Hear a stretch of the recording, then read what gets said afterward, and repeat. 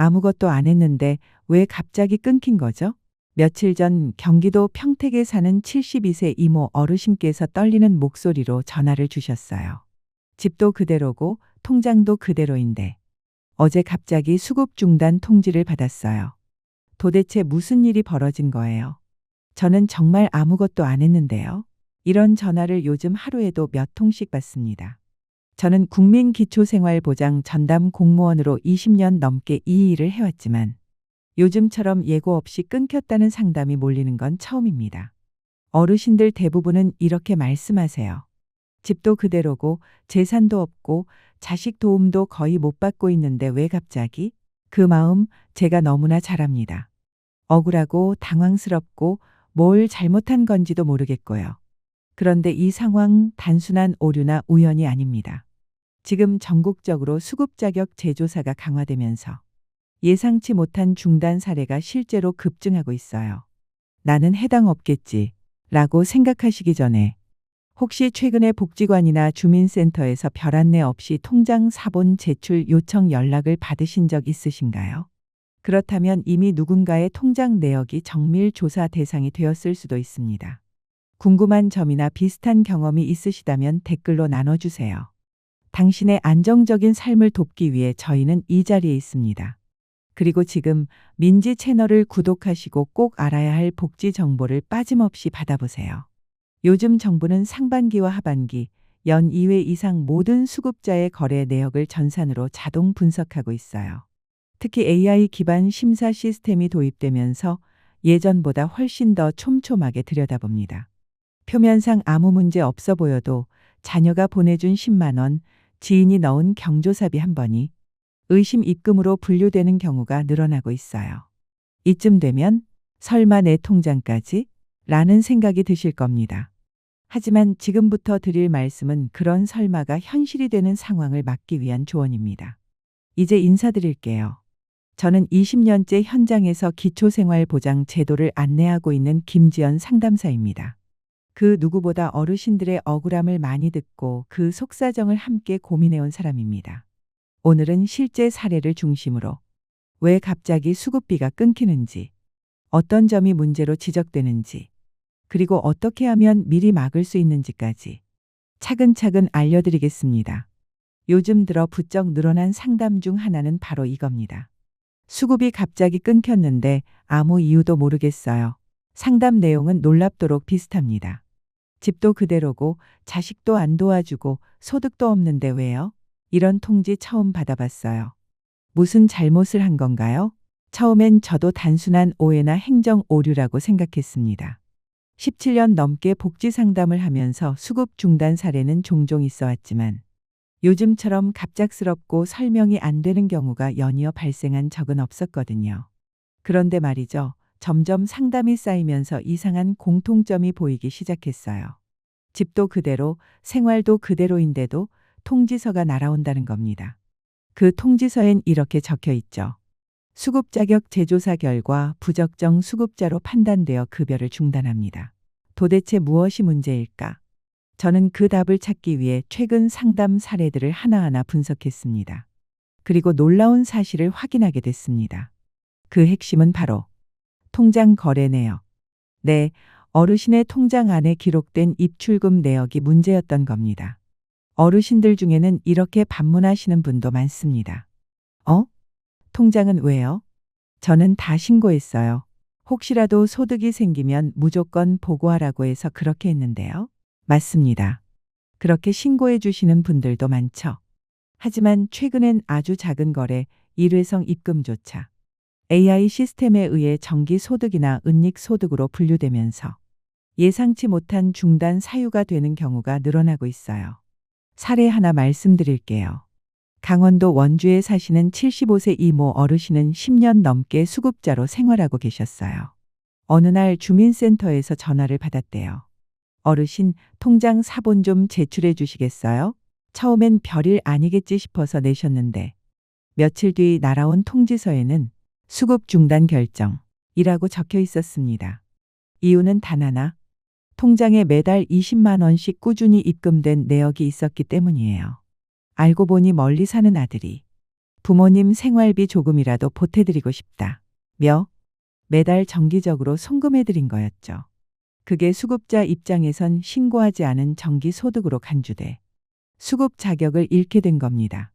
나는 괜찮겠지 라는 생각. 정말 위험할 수 있습니다. 왜냐하면 지금 이 순간에도 어르신의 통장 거래 내역은 전산 시스템으로 자동 분석되고 있고 조금이라도 이상한 패턴이 포착되면 곧바로 정밀 조사로 넘어갈 수 있기 때문입니다.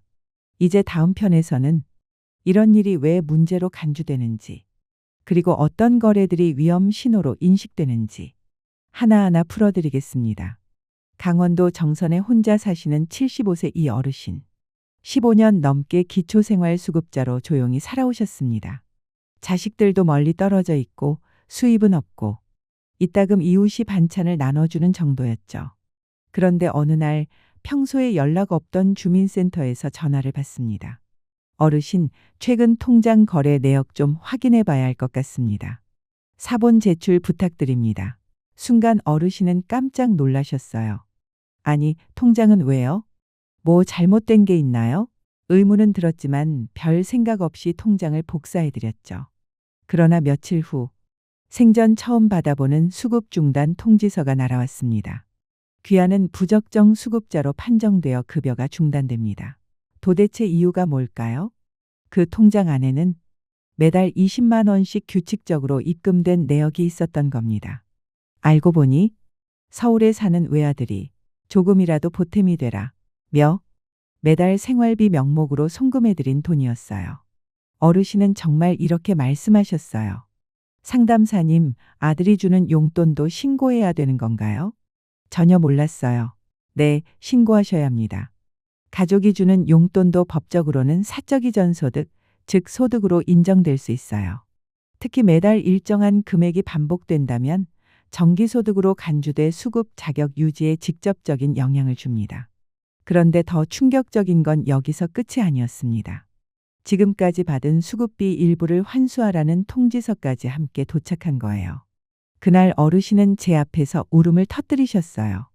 상담사님, 저는 그 돈으로 약도 사고 도시가스도 내고 생활비로 다 썼는데 이제 와서 수백만 원을 어떻게 다시 내요? 이 사례는 실제로 요즘 전국 곳곳에서 반복되고 있습니다.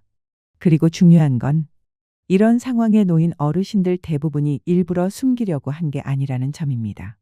그 정도는 괜찮겠지. 용돈이니까 괜찮겠지. 라는 생각. 지금은 정말 위험할 수 있습니다. 다음 사례에서는 일용직을 하다가 예기치 않게 문제가 된 분의 이야기를 전해드릴게요. 이번엔 서울 은평구에 사는 56세 최모 씨의 사례입니다. 장애 등급을 가지고 계시고 건강 사정도 일정치 않아 정규직으로는 도저히 일할 수 없는 상황이었어요. 그래서 생활비를 조금이라도 마련하기 위해 간혹 건설 현장이나 택배 아르바이트처럼 일용직 일을 하셨죠. 일당은 하루 78만 원 정도. 많아야 한 달에 34번. 적을 땐 아예 한 번도 일하지 못한 달도 있었어요. 그래서 최 씨는 이렇게 생각하셨대요. 이 정도는 괜찮겠지. 매달 버는 것도 아닌데 굳이 신고까지 해야 하나? 하지만 그 이 정도가 문제였습니다. 1년치 통장 거래 내역을 전산으로 확인한 결과 불규칙적이지만 지속적인 소득으로 판단되었고 결국 수급 자격이 중단되었어요. 더 심각한 건 거기서 끝나지 않았다는 겁니다. 이미 지급된 수급비까지 환수 조치가 들어간 거죠. 이게 무슨 말이냐면요. 예를 들어 매달 60만 원씩 2년간 수급비를 받았다면 총 1,440만 원을 한 번에 돌려달라는 통지를 받을 수 있다는 이야기입니다. 상담사님, 그 돈은 이미 전기세, 병원비, 식비로 다 썼는데 어떻게 그 큰 돈을 다시 갚아요? 이런 절규를 요즘 너무 자주 듣습니다. 여러분, 이건 일부 사람들만의 이야기가 아닙니다. 지금 전국 곳곳에서 실제로 벌어지고 있는 일이에요. 그리고 무엇보다 안타까운 건 대부분의 분들이 고의로 숨긴 게 아니었다는 점입니다. 이 정도야 괜찮을 줄 알았어요. 가족이 도와준 게 왜 문제가 돼요? 몰랐어요. 진짜 신고해야 되는 줄 몰랐어요. 하지만 안타깝게도 법은 몰랐어요라는 이유로 예외를 두지 않습니다. 정해진 규정대로 처리되는 게 원칙이기 때문이에요. 그래서 오늘 이 자리를 통해 어떤 거래 내역이 특히 문제가 되는지, 그리고 어떤 기준으로 판단하는지 정확히 알려드리려고 합니다. 여러분의 수급 자격이 달린 문제이니 꼭 귀 기울여 주세요. 지금부터 말씀드리는 내용은 통장 거래 내역 중 가장 주의해야 할 항목들입니다. 그럼 어떤 통장 거래 내역이 수급 자격에 치명적인 영향을 줄 수 있을까요? 저는 오늘 그중 가장 많이 문제가 되는 4가지 사례를 어르신들께 꼭 알려드리고 싶습니다. 첫 번째, 정기적인 입금 내역입니다. 이건 정말 조심하셔야 합니다. 정부 시스템은 1년에 6회 이상 동일 출처에서 입금된 내역이 있으면 그것을 정기소득으로 간주합니다. 예를 들어 자녀가 매달 10만 원씩 송금하면 1년 12번 명백한 정기소득이죠. 심지어 2달에 한 번씩 보내도 연 6회이므로 수급 기준에서 벗어날 수 있어요. 어떤 어르신은 이렇게 말씀하시더군요. 아, 그럼 5번까진 괜찮다는 거네요? 그렇지 않습니다. 5번 이하라도 1회 금액이 50만 원 이상이면 고액 일시 소득으로 분류될 수 있습니다. 중요한 건 빈도와 금액, 출처를 모두 따져본다는 겁니다. 두 번째, 고액 입금입니다. 한 번에 큰 돈이 들어오는 경우도 주의해야 합니다. 현재 기준으로 중위소득 15%를 넘는 입금은 조사 대상이 될 수 있어요. 2025년 1인 가구 기준 약 36만 원입니다. 즉, 생일이나 명절에 자녀가 50만 원을 보냈다면 신고 대상일 가능성이 있습니다. 세 번째, 불규칙한 근로소득입니다. 앞서 소개해드린 일용직 사례처럼 가끔씩 벌면 괜찮겠지 하고 신고하지 않은 소득도 분명하게 근로소득으로 간주됩니다. 하루에 5만 원을 벌든 일주일에 30만 원을 벌든 모두 거래 내역에 기록이 남고 누적되면 조사로 이어질 수 있어요. 이 정도쯤이야 라는 생각. 2025년 지금은 정말 위험할 수 있습니다. 네 번째, 계좌이체로 들어오는 모든 돈. 이 부분이 가장 애매해서 문제를 만드는 경우가 많아요. 친구가 빌려준 돈을 갚는 것, 중고거래 대금, 경조사비, 심지어 자녀의 단발성 용돈까지도 입금 내역에 남기 때문에 조사 대상이 될 수 있습니다. 물론 모든 돈이 문제되는 건 아닙니다. 핵심은 정기성, 고액성, 그리고 증빙 가능성입니다. 그럼 이런 거래 내역을 정부는 어떻게 확인할까요? 2025년 현재 정부는 AI 기반 시스템을 활용해 상반기, 하반기 연이외 수급자의 통장 내역을 자동 전수조사합니다. 그 결과 이상 거래가 포착되면 담당 공무원이 어르신께 전화를 드려 통장 사본 좀 제출해 주세요 라고 요청하죠. 이 말을 들으셨다면 이미 시스템상 어떤 내역이 의심 대상으로 분류됐다는 뜻입니다. 그 후에는 아주 구체적으로 하나하나 확인합니다. 3월 15일 김호호 명의로 15만 원 입금, 이건 어떤 돈인가요? 5월 20일 무통장 입금 8만 원 누가 보낸 건가요? 7월 10일 계좌이체 12만 원 어떤 용도였나요? 어르신이 설명을 제대로 하지 못하거나 출처가 명확하지 않으면 증빙 자료를 요구받게 됩니다. 문제는 이 증빙이 없을 경우입니다. 제가 만난 한 어르신은 이런 일을 겪으셨어요. 중고나라에서 오래된 냉장고를 팔고 30만 원을 입금받았는데 현금으로 직접 거래하고 영수증도 없었던 거예요. 상담사님, 정말로 냉장고 판 돈이에요. 근데 사진도 없고 대화도 안 남겼어요. 결국 증빙이 없다는 이유로 기타 소득으로 처리되어 수급 자격이 박탈되었습니다. 요약하자면 현금이든 계좌이체든 모든 돈의 출처와 목적을 설명할 수 있어야 안전합니다. 이제는 그냥 잠깐 도와준 돈이라는 말로는 부족한 시대가 되었어요. 이제 아시겠죠? 요즘 조사 정말 생각보다 훨씬 꼼꼼하고 정밀합니다. 그럼 이런 상황 속에서 내 통장은 안전할까요? 어떻게 해야 수급 자격을 지키면서 통장을 잘 관리할 수 있을까요? 오늘 이 부분은 꼭 기억해 주세요. 지금부터 말씀드리는 건 앞으로 어르신께 직접 도움이 될 수 있는 실천 방법입니다. 첫 번째, 모든 입금은 반드시 기록하고 증빙을 남기세요. 5천 원이든 5만 원이든 통장에 들어온 돈은 모두 출처를 기록해 두셔야 합니다. 언제, 누구에게, 어떤 이유로 받았는지를 손글씨 메모든 공책이든 꼭 정리해 두세요. 예를 들어 2025년 1월 15일 둘째 아들 김철수 설날 용돈 10만 원. 이런 식으로 간단히 적어두면 나중에 큰 도움이 됩니다. 그리고 카카오톡 메시지나 문자 대화도 캡처해서 보관하시면 더 좋아요. 아들아, 이번 설엔 용돈 못 보내도 되니까 걱정 마. 아니에요, 어머니. 작은 금액이라도 보내드릴게요. 이런 대화 하나만 있어도 증빙 자료로 충분히 활용됩니다. 두 번째, 가능하면 계좌이체보다는 현금 거래를 고려하세요. 여기서 아주 조심스럽게 설명드릴게요. 현금이면 무조건 괜찮다. 는 게 아니라 거래 흔적이 남지 않기 때문에 불필요한 오해를 줄일 수 있다는 의미입니다. 예를 들어 자녀가 매달 10만 원씩 보내는데 계좌이체로 받으면 정기소득으로 분류될 수 있어요. 하지만 가끔 직접 찾아와서 드리거나 용돈 봉투로 주는 경우엔 기록이 남지 않아 조사 대상이 되지 않을 수 있습니다. 물론 멀리 사는 가족이 있는 경우엔 계좌이체 외엔 방법이 없는 상황도 많습니다. 그럴 땐 반드시 거래 메모와 대화 캡처 등으로 증빙을 준비해 두세요. 세 번째, 가족이 주는 정기적인 지원은 반드시 신고하세요. 이건 가장 중요한 원칙 중 하나입니다. 이번 한 번만 이 정도쯤은 괜찮겠지. 이런 마음은 정말 위험해요. 왜냐하면 요즘은 대부분의 거래 내역이 자동으로 분석되기 때문에 숨긴다고 해서 넘어가는 시대가 아닙니다. 오히려 미리 신고하시면 감경 적용을 받을 수 있고 차후 문제가 생겼을 때에도 성실한 신고자로 판단돼 환수 면제나 경감에 도움이 될 수 있어요. 그러니까 가족이 매달 보내주는 생활비는 절대 숨기지 말고 미리 상담센터나 주민센터에 말씀하세요.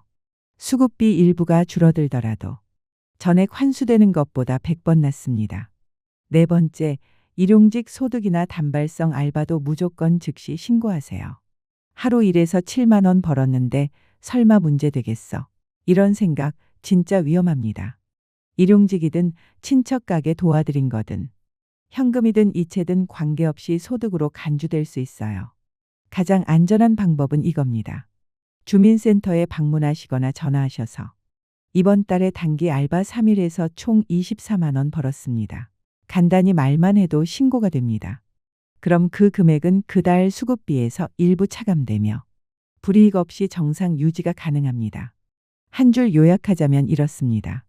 조금 귀찮더라도 미리 말하고 꼼꼼히 남겨두는 게 수급 자격을 지키는 가장 확실한 길입니다. 다섯 번째, 중고거래나 물품 판매 시에도 반드시 주의하세요. 요즘 어르신들 중에도 중고나라 당근마켓을 활용해 안 쓰는 물건을 팔아 용돈을 보태는 경우가 많아졌습니다. 그런데 이 과정에서도 수급 자격에 영향을 줄 수 있는 위험 요소가 존재합니다. 예를 들어 오래된 냉장고를 30만 원에 판매하거나 금반지나 가전제품을 중고로 팔고 계좌이체로 돈을 받은 경우 등 이런 거래는 단순 생활형 중고거래일지라도 금액이 크거나 반복적이면 소득으로 오해받을 수 있습니다. 특히 계좌이체로 받은 경우 반드시 증빙자료를 준비하세요.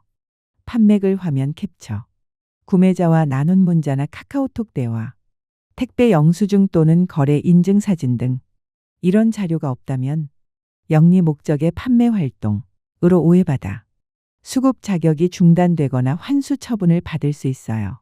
여섯 번째, 경조사비도 무조건 안전하지는 않습니다. 특히 자녀 결혼식에서 받은 축의금처럼 1회에 100만 원 이상 입금된 내역은 고액 일시소득으로 분류될 수 있습니다. 물론 대부분의 경조사비는 일시적이기 때문에 문제가 안 되는 경우가 많지만 금액이 크거나 연속적으로 발생한다면 반드시 사전 상담을 권해드립니다. 그리고 여기서 가장 중요한 개념이 바로 소명입니다. 만약 조사 대상이 되거나 통장 내역 제출을 요청받았다면 그 돈이 어떤 성격의 입금인지 구체적으로 설명하고 증명해야 합니다. 이걸 소명이라고 하죠. 제가 만난 한 어르신은 이런 상황에서도 정확하고 차분하게 대응하셔서 좋은 결과를 얻으셨습니다. 딸이 매달 20만 원씩 용돈을 보내준 것이 문제가 되었는데 이 어르신은 이렇게 말씀하셨어요. 딸이 결혼하고 나서 저 혼자 사니까 매달 안부 차원에서 조금씩 보내주는 돈입니다. 실제로 딸과 나눈 카톡 메시지도 있고 딸이 직장에서 일하는 급여 명세서 재직 증명서도 함께 제출했습니다. 심지어 딸의 월급 중 10% 이내에서 보낸 걸로 확인됐습니다. 이런 설명과 증빙 덕분에 정기적 소득이 아닌 일회성 가족 지원으로 인정받았고 수급 자격을 유지할 수 있었어요.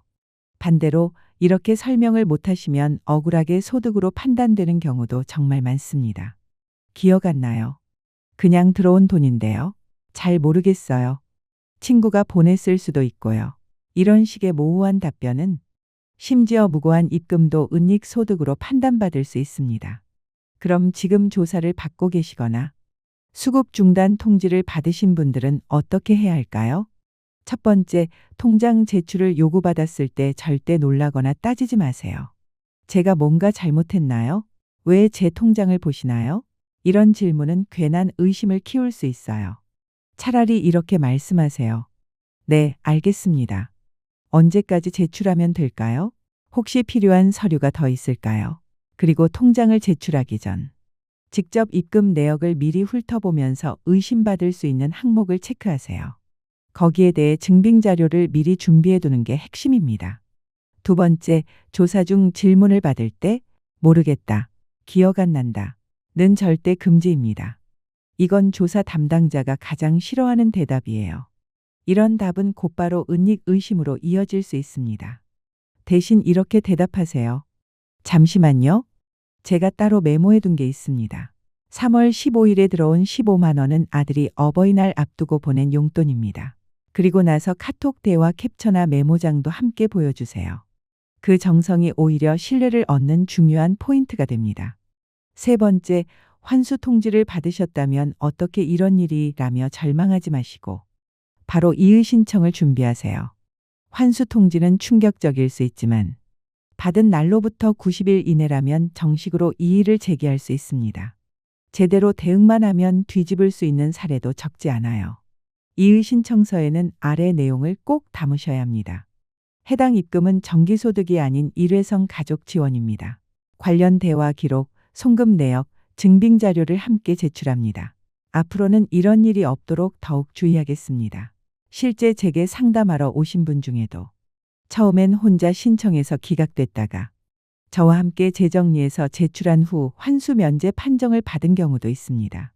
같은 상황이라도 어떻게 설명하느냐, 어떤 자료를 첨부하느냐에 따라 결과는 완전히 달라집니다. 절대 혼자서 고민하지 마시고 전문가의 도움을 받으세요. 지역복지관, 주민센터, 법률구조공단 등 여러 곳에서 도움을 받으실 수 있어요. 네 번째, 수급이 중단됐더라도 끝이 아닙니다. 다시 신청이 가능합니다. 예를 들어 자녀의 지원으로 인해 수급이 중단되었다면 앞으로는 지원받지 않겠다는 확약서와 최근 통장 거래 내역, 소득 종료 입증 자료를 함께 제출하시면 재신청이 가능합니다. 단순히 앞으로 안 받을게요 라고 말하는 것만으론 부족합니다. 실제로 소득이 중단되었다는 근거 자료가 꼭 필요합니다. 그리고 마지막으로 정말 중요한 건 앞으로 예방하는 방법입니다. 지금까지 말씀드린 내용들을 요약해서 알려드릴게요. 통장에 들어온 모든 돈은 반드시 기록하고 출처를 증빙하세요. 가족의 지원은 가급적 현금으로 불가피할 경우엔 사전 신고하세요. 일용직 소득이나 단기 알바는 꼭 즉시 신고하세요. 중고거래 물품 판매 시 증빙 자료를 남기세요. 경조사비나 기타 일시소득도 금액이 크면 미리 상담받으세요. 그리고 정기적으로 주민센터에 문의하세요. 혹시 제가 놓치고 있는 부분은 없나요? 이 질문 하나가 예상치 못한 불이익을 막아줄 수 있습니다. 어르신 여러분, 기초생활보장제도는 우리를 지키기 위한 제도입니다. 우리를 감시하거나 벌 주기 위한 제도가 아닙니다. 하지만 이 제도가 오래 지속되려면 우리가 정해진 규칙을 지키는 것 또한 필요합니다. 그러니 너무 두려워 마시고 꼼꼼히 확인하고 궁금한 점은 반드시 전문가에게 물어보세요. 혹시 오늘 제가 말씀드린 내용 중 잘 이해되지 않는 부분이 있으셨다면 언제든 주민센터나 가까운 복지 상담 창구를 찾아가셔도 됩니다. 혼자서 고민하지 마시고 함께 해결해 나가요. 어르신의 소중한 권리가 지켜질 수 있도록 앞으로도 필요한 정보를 계속 전해드리겠습니다. 끝까지 읽어주셔서 감사합니다. 지금 이 이야기가 여러분께 도움이 되었다면 좋아요와 구독으로 채널을 응원해 주세요. 이 콘텐츠는 더 많은 분들이 꼭 알아야 할 복지 정보와 실제 사례를 전하기 위해 제작되었습니다. 여러분의 구독과 좋아요는 정확한 정보가 필요한 분들께 전달되는 데 큰 힘이 됩니다. 앞으로도 신뢰할 수 있는 정보로 찾아뵙겠습니다. 시청해 주셔서 감사합니다.